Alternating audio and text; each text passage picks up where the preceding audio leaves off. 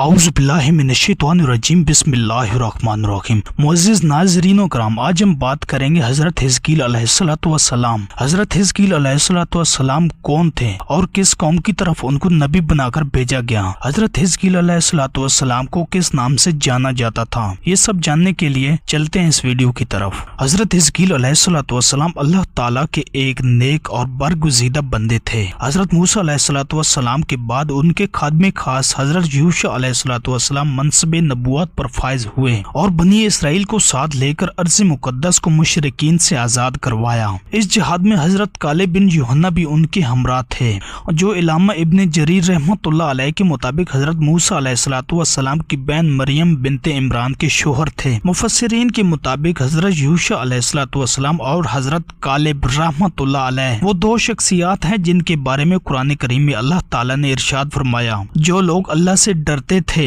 ان میں سے دو افراد جن پر اللہ تعالیٰ کا انعام تھا کہنے لگے، ان لوگوں پر دروازے کے راستے سے حملہ کر دو تو فتح تمہاری ہی ہے، اور اللہ پر بھروسہ کرو اگر تم ایمان لانے والے ہو تو رات اور تاریخ کی روشنی میں مفسرین اس بات پر متفق ہے کہ حضرت موسیٰ علیہ السلام اور حضرت ہارون علیہ السلام کے بعد حضرت یوشع علیہ السلام منصب نبوت پر فائز ہوئے اور ان کی جانشینی حضرت موسیٰ علیہ السلام کے دوسرے رفیق حضرت کالب رحمت اللہ علیہ کی ہے، لیکن وہ نبی نہیں تھے۔ علامہ طبری رحمت اللہ علیہ تحریر فرماتے ہیں کہ ان کے بعد جس ہستی نے سب سے پہلے بنی اسرائیل کی روحانی قیادت اور رہنمائی فرمائی وہ حضرت حزقیل علیہ السلام ہیں۔ حضرت موسیٰ علیہ السلام سے حضرت عیسیٰ علیہ السلام تک کے طویل درمیانی عرصے میں اللہ تعالی نے بنی اسرائیل کی طرف بہت سے انبیاء کرام مبعوث فرمائے ہیں، جن کی درست تعداد کا علم اللہ عز و جل ہی کو ہے۔ تورات کی روایت کے مطابق حضرت حزقیل علیہ السلام کے والد کا نام بوزی کاہن تھا اور آپ علیہ السلام کا اصل نام حزقیل ہے۔ بنی اسرائیل کے یہاں کاہن کا لفظ عالم اور روحانی شخصیت وغیرہ کے معنی میں استعمال ہوتا ہے۔ عبرانی زبان میں حزقی کے معنی ہیں اور قوت کے ہیں، اور ایل اس میں جلالت ہے، اس لیے عبرانی زبان میں اس کا مرکب ترجمہ ہے قدرت اللہ۔ حزقیل علیہ السلام ابھی بچے تھے کہ ان کے والد کا انتقال ہو گیا۔ آپ علیہ السلام کی بوست کا زمانہ قریب آیا تو والدہ بہت ہی ضعیف اور بوڑھی ہو چکی تھی، اس لیے اسرائیلیوں میں آپ علیہ السلام ابن العجوز یعنی بڑھیا کا بیٹا کے لقب سے مشہور تھے، اور آپ کو ذوالکفل کے نام سے بھی جانا جاتا تھا۔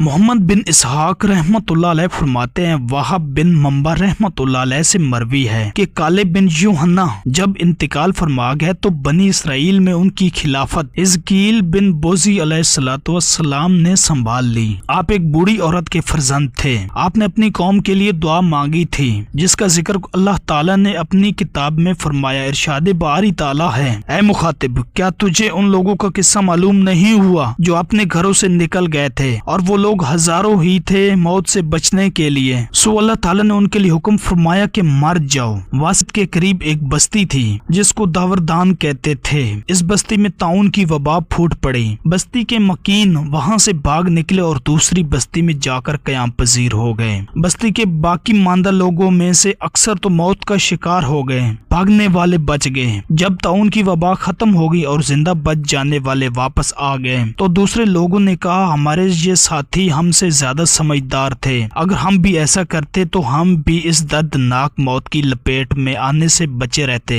اگر خدا نہ خاصہ دوبارہ وبا پھیلی تو ہم بھی ان کے ساتھ بستی سے دور چلے جائیں گے۔ آئندہ سال پھر طاعون نے حملہ کیا تو 30,000 سے زائد لوگ بستی سے بھاگ کر وادی افی نامی بستی میں جا کر ٹھہرے۔ وہ اپنے باطل گمان کے مطابق موت سے دور بھاگ چکے تھے، لیکن اللہ تعالیٰ نے ایک دوسرے طریقے سے انہیں موت کی وادی میں دھکیل دیا، اور وہ اس طرح کہ ایک فرشتہ نے وادی کے نشیب سے اور دوسرے نے بلائی سمت سے آواز دی کہ مر جاؤ، تو پھر کیا تھا، سب بے حس و حرکت اجسام بکھرے پڑے تھے۔ پھر انہیں ایک باڑ کے ذریعے درندوں کا شکار ہونے سے بچا لیا گیا۔ ایک طویل مدت تک یہ لوگ اسی حالت میں پڑے رہے۔ اس دوران اللہ تعالیٰ کے ایک نبی حضرت حزقیل علیہ السلام کا گزر وہاں سے ہوا۔ آپ یہ منظر دیکھ کر کھڑے ہو گئے اور حیرت سے اپنے جبڑوں اور انگلیوں کو دبانے لگے تو اللہ تعالیٰ نے وحی نازل فرمائی، اے میرے نبی، کیا آپ دیکھنا چاہتے ہیں کہ میں انہیں کیسے زندہ کرتا ہوں؟ عرض کی جی ہاں۔ در حقیقت آپ کا غور و فکر اور تعجب اس بات پر تھا کہ قدرت خداوندی ان کو دوبارہ کیسے زندہ کرتی ہے۔ حکم ہوا ان بے جان اور بے حرکت بکھری ہوئی ہڈیوں کو آواز دو۔ آپ علیہ الصلوۃ والسلام نے آواز دی، اے ہڈیوں، اللہ تعالیٰ تمہیں حکم دیتا ہے کہ اکٹھی ہو جاؤ۔ ہڈیاں حکم سنتے ہی ایک دوسرے سے جڑنے لگی، حتیٰ کہ پل بھر میں ڈھانچے کی شکل اختیار کر لی۔ پھر اللہ تعالیٰ نے وحی نازل فرمائی، اب دوبارہ انہیں آواز دو کہ اللہ تعالیٰ تمہیں حکم دیتا ہے کہ گوشت سے پر ہو جاؤ۔ آواز دیتی ہی ہڈیاں گوشت اور خون سے پر ہو گئیں اور مرتے وقت جو کپڑے پہن رکھے تھے انہی کپڑوں میں ملبوس زندہ ہو گئے۔ پھر